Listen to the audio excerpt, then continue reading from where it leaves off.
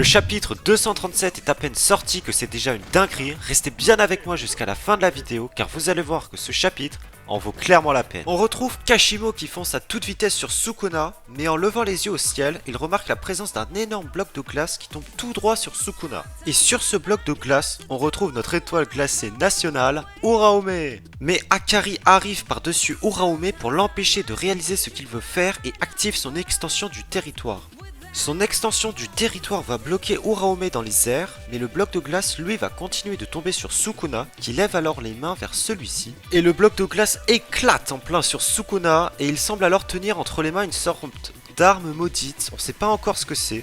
Et cet objet n'est nul autre que le résultat du serment créé par Yorozu lorsqu'elle a rendu son dernier souffle. Cet objet, c'est le Kumatoke. Sukuna l'utilise directement, ce qui envoie un énorme éclair sur Kashimo. Mais bon, comme Kashimo est immunisé face à l'électricité grâce à son énergie occulte, c'est un peu inutile quoi. Mais il va quand même lui demander si Sukuna est devenu le plus fort, ou alors s'il est né ainsi. Il lui répond qu'il ne sait pas vraiment, juste qu'il était un enfant indésirable et maudit.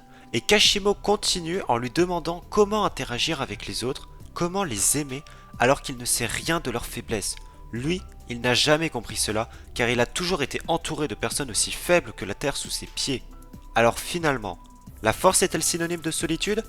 Ou bien la recherche de force est un fardeau que les puissants se doivent de porter seuls? Vous avez 4 heures. Après 4 heures, Sukuna lui il est pas vraiment du genre à discuter pendant les combats, il va juste comparer Kashimo à Gojo avant de demander à Kashimo de le frapper de son coup le plus puissant. Kashimo fonce sur Sukuna et lui assène un coup de bâton que Sukuna part. Ils reprennent distance et Kashimo active enfin sa technique, le Genju Kuhasaku. Sukuna semble surpris, Kashimo lui il n'attend pas, il enchaîne un coup de poing gauche puis un coup de poing droit sur Sukuna et il recule de quelques mètres.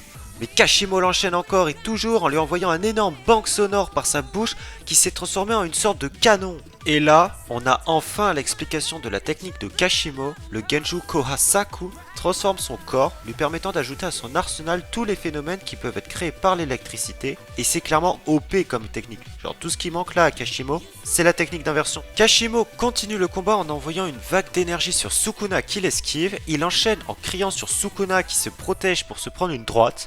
Là, Kashimo semble avoir l'avantage sur Sukuna, mais pas pour longtemps. En effet, on nous explique que cette technique lui permet d'augmenter son agilité en activant des signaux électriques dans son cerveau, et il optimise et accorde les ondes sonores pour qu'elles correspondent aux fréquences naturelles des matériaux, il vaporise des objets irradiés à l'aide d'ondes électromagnétiques, bref, le corps de Kashimo a dépassé les limites humaines, et ça signifie qu'une fois que son sort aura pris fin, son corps encaissera le choc et qu'il en mourra. Enfin, la plus grande révélation de ce chapitre, à part son sort d'inversion, Sukuna disposait d'un autre moyen pour régénérer son corps, un moyen qu'il ne peut lui aussi utiliser qu'une seule fois, tout comme la technique de Kashimo. On parle bien sûr d'entamer sa transformation pour se réincarner complètement dans sa forme originelle.